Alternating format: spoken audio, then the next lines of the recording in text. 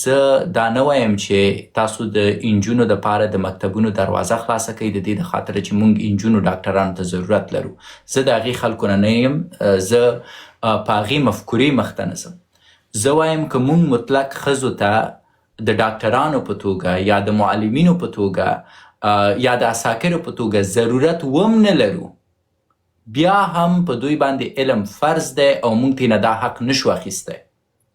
دا داسې نه ده چې مونږ وایو چې والا ښځو ته د ډاکټرۍ دپاره ضرورت لرو نو راځئ د مکتب دروازه خلاصه کړو چې یو څو ډاکټرانې فارغې شي تر څو بیا زمونږ ښځو ته خدمت وکړي. نه ورور، دا د هغې مسلم حق دی. یوه ښځه که درس وایي او بیا په کور کې کینی بیخي کار هم نه کوي، حق لري چې درس ووایي. یوه ښځه که درس وایي ترېنه استفاده کوي که نه کوي هغه مونږ پورې اړه نه لري. مثلا دا داسې دی، زه یو مثال درکوم. زه وایم مونږ احسان باید پرېږدو چې ژوندی اوسي ځکه ورته ضرورت لرو. معنا نه لري، ژوند کول ستا حق دی ورور مې.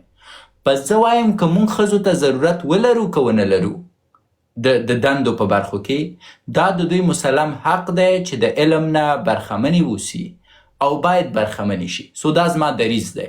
اما زه امارت ته دا خبره په کوم انداز باید وکم دې کې مشکل لرم. زه وایم په اوسني شرایطو کې زه داسې یو انسان نه یم چې امارت سره زور ووایم، ځکه په امارت مې زور نه رسیږي. نو د دې په ځای چې دوی ته کنځلې وکم، د دې په ځای چې دوی ته بدردې ووایم او ورته وایم چې خوشې که د مکتب دروازې، بهتره ده په آرامۍ ورسره وغږېږم. او زه تاسو ته یو څه وایم، که چیرته په ټیک ټاک کې ډوزمارانو د ښوونځیو مسله د امارتیانو سره په مینه، محبت او په آرامۍ حل کړې وه، شاید نن د مکتبونو دروازې خلاصې وي.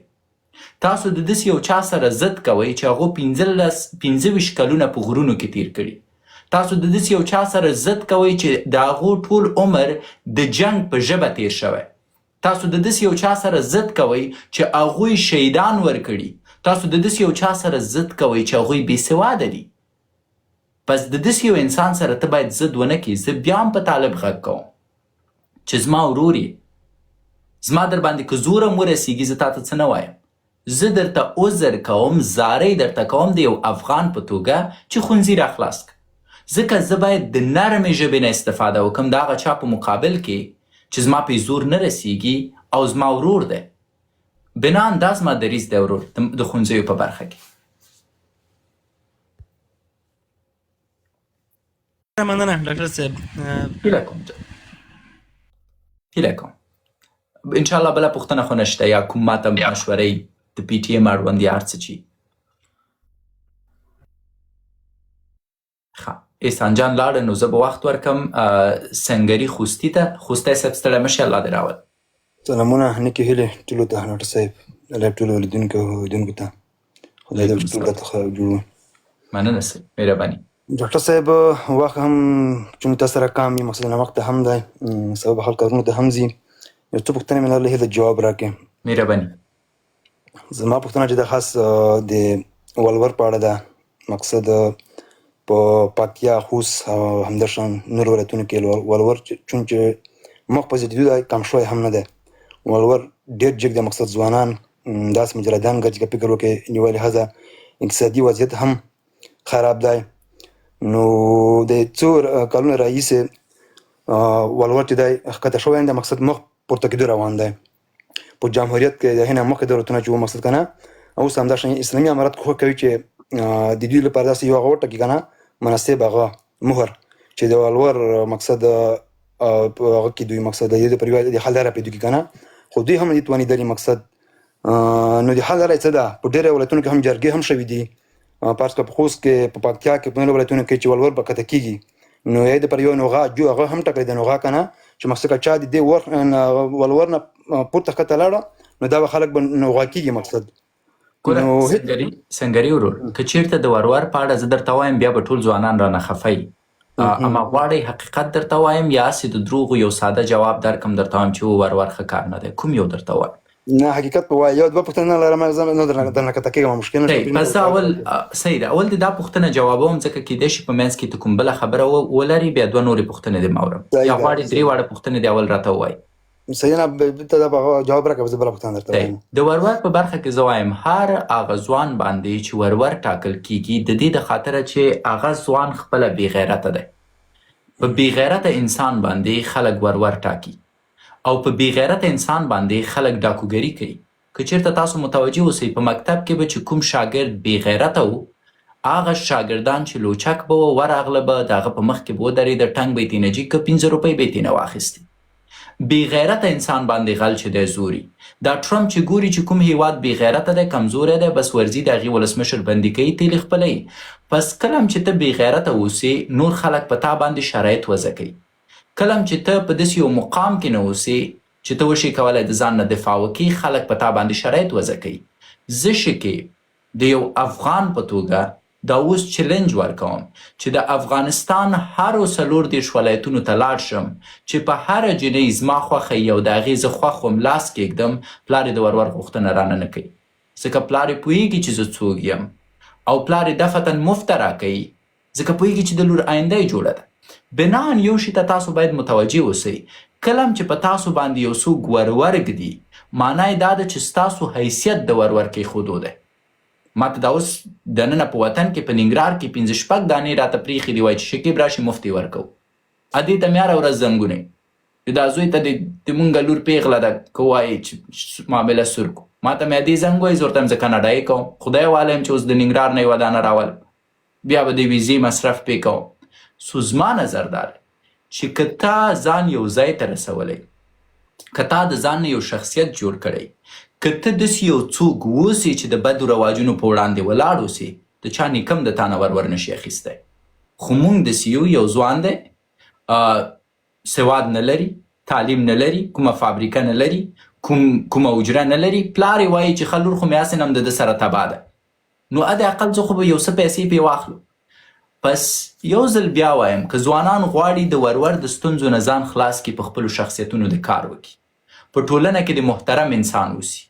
مثلا یو ملا چې په کلي کې ټول خلک خبرې مني او ټول خلک هغه ته احترام کوي او د هغه فتوا سره سم چلیږي، د هغه نه څوک ورور اخلي؟ نه اخلي. ورور معمولا د ما او تا بیچاره نه اخلي چې غریب یو، مفلس یو، خدای ویلی یو، ژوند متباه دی. د کوم پارلمان د وکیل نه دې لیدلي چې چا ورور اخیستی؟ نه اخلي، سمدستي مفته ورکوي.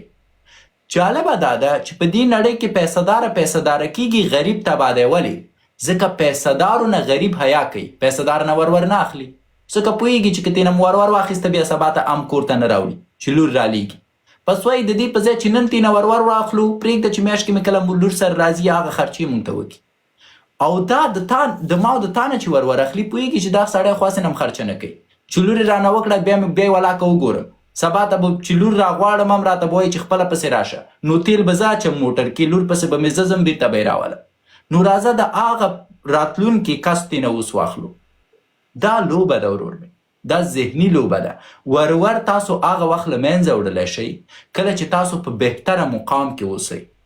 که تاسو په بهتره مقام کې نه یئ، مجرد هم یې، شدید اړتیا هم لري چې ښځه وکړي او پیسې هم نه لري، کور دې هم خپل نه دی، دولت هم در سره نشته، خود به په تا نور خلک شرایط وضع کوي. ګوره هر مجلس ته چې ځې، چې پیسې ولري د تا خبره درنه ده، چې مفلس یې د تا خبره څوک نه اوري. پس څومره خلک چې ورور ته ملا تړي یا په مړې سترګو ورور مني، دا هغه خلک دي چې د دوی تله نه ده، دا هغه خلک دي چې دوی پیسې نه لري، دوی غریب دي. ولې پیسهداره د ورور نه شکایت نه کوي؟ د دې د خاطره نه چې پیسهداره ورور ورکوی شي، پیسهدار نه څوک ورور غواړي نه. پس لطفاً په خپلو شخصیتونو بهتره کار وکړئ، په خپل ژوند بهتره کار وکړئ تر څو د ورور نه بېغمه شئ. مهرباني. بېشکه. دوهمه پوښتنه مې دا ده ډاکټر صاحب چې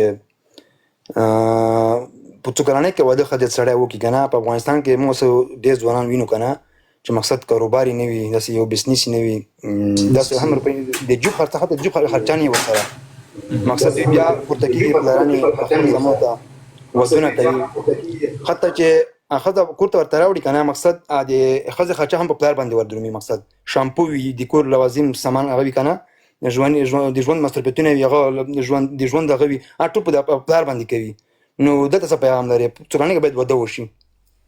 زما نظر دا دی چې واده چې څنګه بالغ شوې باید واده وشي، چې دا څنګه بالغ شوې بس مستقیم مال پیدا کوو واده کوه. دا زما نظر دی. ولې؟ ځکه د واده نه موخه چې ده د نسل بقا ده. د واده د دې د خاطره کوي چې د تا نه وروسته مثلا زه واده د دې د خاطره کوم چې د ما نه وروسته یو وړکوشکی شکیبي بیا زما ځای ونیسي. زه خو داسې نشم کوی چې زه مړ شم د ما نوم له منځه لاړ شي. نه، باید یو څوک وي چې زما استازیتوب وکړي.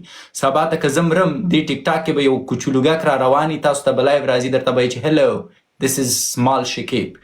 سو زه د خپل ایډیولوژي او یا د خپل لیګسي د بقا دپاره واده کوم. زه نه پوهېږم چې نور ځوانان یې د څه شي دپاره کوي. اوس که یو ځوان وایي چې زه یې د خوند دپاره کوم، خو خدای دې ملا ماته که خوند خو پکې شته. داسې یو کار وکړه چې هم ثواب هم خرمایي. که ته یې د یو بهتره فکر دپاره وکړي، خوند خو بې د هغې نه پکې دی. پس زه د نسل د بقا دپاره کوم. او دا په مونږ باندې اصل کې زمونږ مسؤلیت دی چې مونږ د خپل مرګ نه مخکې حداقل دې نړۍ ته یو بل څوک ورکړو چې زمونږ استازیتوب وکړي د دې نړۍ په دې نړۍ کې. سو کله چې ته د نسل د بقا دپاره واده کوي، چې څومره یې وخته وکړي هغومره بهتره دی. ځکه که زه په 40 کلنۍ کې واده وکړم او درس په 50 کلنۍ کې مړ شم، نو زما 10 کلن زوی به زما په لیګسي څه پوشي، زما 10 کلن زوی به زما په ارمانونو څه پوشي. پس تا ژوند داسې دی چې ته پکې یو نظریه لري، یو ارمان پکې لري. مثلا زما پلار یو ارمان لره، اوسه پورې مې پلار ژوندی دی، اما ګوري چې د هغه ارمانونه زه مخته وړم. هر ځل چې زما پلار زما لایف ته کینی بیرته راته زنګ وهي، راته وایي چې زوی زه در باندې ویاړ کوم، ځکه زه ګورم چې یو بل ځوان نفر اوس ناست دی زما مفکوره مخته وړي. زه عین شی غواړم. زه غواړم چې کله بوډا اوسم، په خوږیاڼو کې مې یو غاټ فارمي، 3 مالونه مې چې دی ښایسته ښایسته ګرځي، 3 ښځې مې، او په ټیک ټاک کې ګورم چې زما زوی لګیا دی زما نظریې خلکو ته وایي. سو زم عین ارمان لرم. پس که ته غواړې د ارمان دې پوره شي، باید زر سرمایه ګذاري وکړي، باید زر اولاد راوړي، تر څو د تا په ځوانۍ کې ستا اولاد د تا سره اوږه په اوږه وګرځي. څومره خوند کوي چې ستا اولاد او ته دوامې ښځې پسې ګرځي او اولاد د اولې ښځې پسې ګرځي او دواړه جوړه روان یې چې زه چې زو پلاره ښځه لټوو، او ته زوی ته وایي چې راځه بچیم د تا د برکته کیدای شي یو ځوان مال ته زم ګپ ورکړم ځکه هغه به ډېر ښایسته وي. سو او اسلام هم درته وایي چې څنګه بالغ شوې، وس یې ولري، توان ولري، واده وکړه. پس که زما اورې چې څومره په ځوانۍ کې واده کوی شی وی کوي، او په دې زه ډېر وروسته پوه شوم، ځکه اوس درګرده لګیا یم مجردان په عذابوم چې زر واده وکړي. انشاءالله چې پوښتنه دې حل شوي. اما بیا هم هر چا پورې اړه لري، د هر چا نظریات فرق کوي، ولې اسلامي نظریه دا ده چې بالغ شوې، وس یې لري، واده وکړه. بس اخري پوښتنه ده، چون تاسو وخت مې ونیو، اخري پوښتنه دا ده چې زمونږ ډېرې افغان خویندې په خارجي هېوادونو کې ډاکټر صاحب د نورو هېوادونو خلکو سره ودونه کوي، که نه مقصد توریانو سره، تاسو خپله په سوشل میډیا کې ولیدئ، مقصد د عربیانو سره، د نورو هېوادونو سره د موږ رسم رواج سره ورته والی لري که نه لري، مقصد که څه یو معلومات راکړه پوه شوې، نو دا زما په فکر ښه به نه وي. دا ولا دغه افغانانو پسې خو د مونږ هم سترګې وتلې په خارج کې نشته، پیدا کېږي نه. او دا چې توریانو سره واده کوي، ښه ده چې داسې ویډیوګانې ما نه دي لیدلي، ځکه مونږ نشو برداشت کولی یار، دا خو ښه کار نه دی. او زه فکر کوم اکثرا افغانان په خارج کې د اصیلو ښځو پسې ګرځي، او زه فکر کوم افغانستان تر ټولو اصیلې ښځې لري. ولې دا که کوم توری رامخته کېږي او هغه مسلمان ورسره واده کوي، نوشي جانې مونږ به بخیلي نه کوو. سو زه د دې مخالف نه یم چې زمونږ انجونې دی د نورو قومونو سره وادونه نه کوي، او په عین حالت کې زه وایم کیدای شي د مونږ نه یې خیر نه یې لیدلی چې غواړي لاړ شي نورو قومونو کې وادونه وکړي. که حق و حلاله نکاح کوي، که هغه توري سره یي، که هغه سپینکي سره یي، نوشي جانې زه پوهېږم چې توریان لږ زور راکوي مونږ ته، اما که زه جینۍ وی شاید توری مې ټاکلی و ټوکې در سره وکړم، ځکه اندام یې د مونږ نه ښه دی. خیر دی که رنګ تور دی، چیرې د مونږ نه ښه ده، مطلب ساتیره خلک دي، ډېر جزیاتو ته پکې نه ځو، ځوانان ټول پوهېږي. سو که کومې جینۍ تورکی کړي، خدای دې ورته مبارک یم. دومره وایم چې بهتره خبره دا ده چې تاسو په خارج کې خپلو کې سره وادونه وکړئ، ځکه د یو بل په فرهنګ باندې پوهېږئ. اما که بیا هم حق و حلاله نکاح د کوم بل چا سره کوئ، مثلا زه کوشش کوم په خارج کې کومه افغانۍ وکړم، خو که افغانۍ پیدا هم شي، ولې د افغانۍ نه کومه بهتره خارجۍ پیدا شوه، نو نور لا غوړي لا غوړي نه. سو دا د هر چا علاقه ده، نشو کوی نصیحت وکړو یو چاته چې نه یوازې افغانان وکړه، ځکه د هر چا خوښه ده. اوس څنګه محدودیت پې وضع کړو؟ مننه جنرال بټر صاحب، بس ژوند غواړم، بس تر څو د ښه غواړم، ښه شپه، سلامت اوسئ. د وروستۍ پوښتنه لږ څه سخته وه، اما زه پوهېږم درد لري، زه پوهېږم مونږ یې نشو زغملی، به let's see څه کېږي. جناب عبدالرازق صاحب ستړی مشي، الله دې راوله. عبدالرازق ورور که مو غږ لرئ مایک مو روښانه کوئ، مهرباني صاحب. ښه رازق جان فکر کوم زما غږ نه لري، نو زه به وخت ورکړم امیني صاحب ته. امیني صاحب ستړی مشي، الله دې راوله. جناب امینی صاحب که مو غږ لرئ مهربانی. سلام علیکم دکتر صاحب محترم، خوب هستین؟ بخیر. تشکر، بفرمایید جناب. زنده باشین دکتر صاحب. یک سوال دارم. ما و شما الحمدلله مسلمان هستیم و مسئله سود کلگی معلومات داره که سود اسلام حرام است و جنگ با خداوند است. یکی خب مسئله سود فردی است که انسان میگیره توانش به خودش میرسه. یکی مسئله سوال بر ما پیدا شده که بساط کشورها مثلا ما امارت اسلامی داریم که پیسش در بانک‌های جهانی مثلا فریز است و این فریزش هم در بدل فایده است. پس وقتی که پیسه پس آزاد میشه فایده از ایران میگیره. پس اینجا مسئله سود از چطور میشه؟ مثلا امارت اسلامی افغانستان است یا مثلا جمهوری اسلامی ایران است، پیسه از هم اینم یک سوال داشتم. درست عزیزم، اما زه فکر کوم په دې شرایطو کې زه نه پوهېږم په دې برخه کې زه واقعا نه پوهېږم، ځکه ما یې په اړه مطالعه نه ده کړې او زه باید وګورم چې فریز شوې پیسې واقعا د سود سره بیرته ورکول کېږي او که نه. ولې که یو هیواد مسلمان اوسي او د سود مخالف اوسي باید یوازې خپل فریز شوې پیسې واخلي، سود یې وانخلي.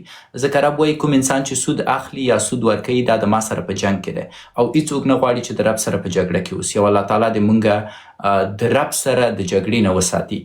جناب باغي صاحب ستړی مشي، الله دې راوله. ما خواره ډاکټر صاحب ښه جوړې؟ مننه صاحب، مهرباني ورور.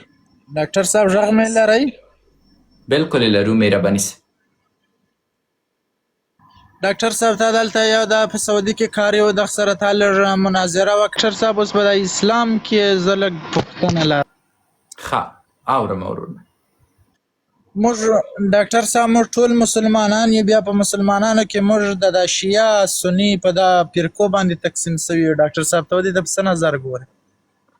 ورور مې په اسلام کې فرقې نشته، په اسلام کې ډلې نشته او کله چې ته مرې تا نه د مرګ په وخت کې فرښتې دا پوښتنه نه کوي چې ستا فرقه څه شی دی، بلکې تا ته وایي چې رب دې څوک دی، دین دې څه شی دی. او هر هغه انسان چې ځان په فرقو کې ورګډوي په اصل کې په اسلام کې فتنې رامنځته کوي.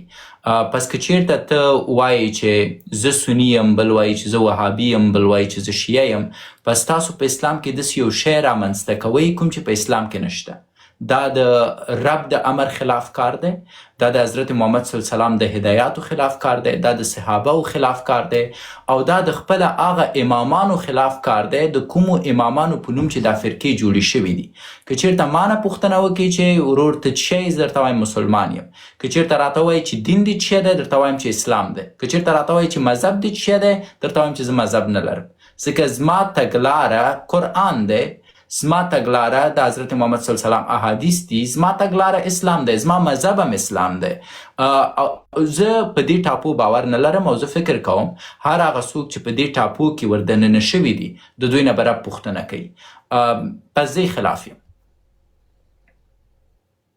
قربان زم ډاکټر صاحب، مننه، مهرباني، خوشاله اوسئ، الله دې عزتمن قدرمن لره. ډاکټر صاحب دغه پوښتنه مو له ښه وخت ولري. الله دې اجر درکړي، ښه وخت ولري. د مذاهبو په نوم یوازې ټیکهداري او دکانداري کیږي. مونږ په اسلام کې د مذاهبو په نوم کوم څه نه لرو. اسلام مذهب نه دی، اسلام دین دی او دین معنا قانون. قانون داسې نه دی چې ته ورته تګلاره ولري، قانون امر دی. مثلا قانون کې درته وایي چې د سرې اشارې نه به نه تیریږي. اوس دې ته تګلاره مګلاره نشته ورور چې اشاره سرې نه به تیریږي، چې اشاره شنه تیریږي به. څوک تاسو نشئ کوئ چې په قانون کې تګلارې رامنځته کوي. زما دین اسلام دی او د مذهب په نوم دکانداري زه نه منم. مهرباني صاحب الله مو راوله. سلامونه ډاکټر صاحب، جوړ په خیر صحتمند. علیکم السلام. ډاکټر صاحب محترم، ما یو ځل مخکې هم تا سره اړیکه نیولې وه، تا وویل چې شخصي کې میسیج پرېږده. ما وویل چې شخصي پوښتنې کوم، خو نه پوهېږم تا ته میسیج نه سي بلاک یې ښیي چې څه ستونزه ده. دا حتمن زما ټیم دا کار کړی ځکه زه هغو ته وایم چې کله کوم څوک ماته پیام پرېږدي تاسو یې پیام لولئ بیا ماته وایي چې موضوع څه ده بیا بیرته جواب ورکوئ نو هغو حتمن په تنګ شوي دي د ډېری ملګرو نه چې پیامونه پرېږدي دوم تنبلي کړي داسې یو کار به یې کړی زه ورته وایم چې هغه نه پوهېږم بیرته جوړېږي څه رقم ته یې جوړ کړي تر څو ستاسو شخصي پوښتنې درته جواب کړی شم ورور هو دا کار وکړئ نو څه وي ځنه پوښتنې داسې وي چې دلته شاید ونه شي که نه نو ښه خبره ده او بله پوښتنه مې دغه ده ډاکټر صاحب چې دغه ټیک ټاک چې زه څومره فیسبوک ګورم او ټیک ټاک ګورم او سوشل میډیا چې څومره ګورم پښتانه په جنګ دي دا به هم کله دغه جوړ به شي که نه شي به جوړ دا سیسټمونه زه داسې وایم چې اول باید موږ وګورو مطالعه وکړو چې پښتانه ولې سره په جنګ دي آیا په داسې شي سره په جنګ دي چې هغه د جنګ کولو ارزښت لري او که نه مثلا که یو پښتون داسې چې لښته او د ملي منافعو په ځای د پاکستان دفاع کوي د داسې پښتون سره باید جنګ وشي او په دې جنګ کې زموږ ګټه ځکه ده چې د افغانستان خلک به پوه شي تیر ځل چې موږ 15 کاله جنګونه وزغمل اساسي دلیل دا و چې موږ پښتانه سره کېننستو چې جنګ وکړو مخکې د دې چې ګلبدین مخته شي موږ کولی شو د تاجکانو سره د ازبکانو د هزارو سره خبره په خبرو حل کو اما موږ هسې ونه کړه یو نفر راپورته شو ویلې چې الله تاجکان غواړي موږ تباه کړي موږ ټول دغه تر شا ودرېدو زمینه چې شته برابره شوه یو ستر جنګ ته اما زه وایم هر هغه جګړه چې دروني جګړه د هیواد دننه جګړه په هغې جګړه کې که چیرته مجبوریت چې یو څوک دې مړ شي هغه لښتۍ دې مړه شي کوم چې غواړي موږ سره وویشي اوس که چیرته زه په کورنیو جګړو کې وای ما به ټولو قومونو ته ویلي وه چې تاسو هغه مشران له منځه یوسئ کوم چې جنګ غواړي که موږ پښتنو ګلبدین کنټرول کړی و او که چیرته تاجکانو عامر مسعود کنټرول کړی و که چیرته هزاره و دوستم کنټرول کړی و که چیرته ازبکانو دوستم کنټرول کړی و هزاره و محقق کنټرول کړی و نو فکر کوي څه به شوي وه جګړه اصلا نه کېده او ښه مو پامي چې دا خلک چیرته وروزل شوه پاکستان کې وروزل شوه ګلبدین هم په پاکستان کې وروزل شو محقق هم په پاکستان کې وروزل شو احمد شاه مسعود ته په پاکستان کې د احمد شاه مسعود نوم ورکه بیا تا ته راوړل شوه تر څو کورنۍ جګړې رامنځته کړي د دوی ټول کار دا و چې افغانستان ټوټه ټوټه او پارچه پارچه کړي پس که پښتانه د پښتون سره په جنګ اچول کېږي د دې د خاطره چې یو سترې کورنۍ جګړې نه موږ مخنیوی وکړو دا ښه دی که یو لښتۍ پښتنه ده او هغه یا یو قومي ټیکهدار پښتون دی او هغه پښتانه ګرموي چې بیرته دننه په افغانستان کې یوه کورنۍ جګړه پیل شي په بل پښتون باندې دا فرض دی چې د هغه پښتون چې قومي جنګونه دننه په افغانستان کې غواړي خوله ورماته کړي دا ورباندې فرض دی او په دې برخه کې ډیری خلک ماته اته نصیحت کوي چې ولې د پښتون سره چې دی ځینې وخت په ضد درېږي زه د ګلمرجان پښتون خلاف یم زه د قومي ټیکهدار پښتون خلاف یم زه د لښتۍ پښتون خلاف یم ځکه همدغه پښتانه د مونږ ورته د رهبر په سترګه ګورو خو دوی د پښتون د بېعزتۍ د پښتون د وژلو د پښتون د لوټلو لامل کیږي دشت لیلي ولې رامنځته شوه ډیری خلک دوستم لګوي ملامتوي چې دا دوستم دشت لیلي کې دومره خلک مړه کړه چې داسې یې وکړه هغسې وکړه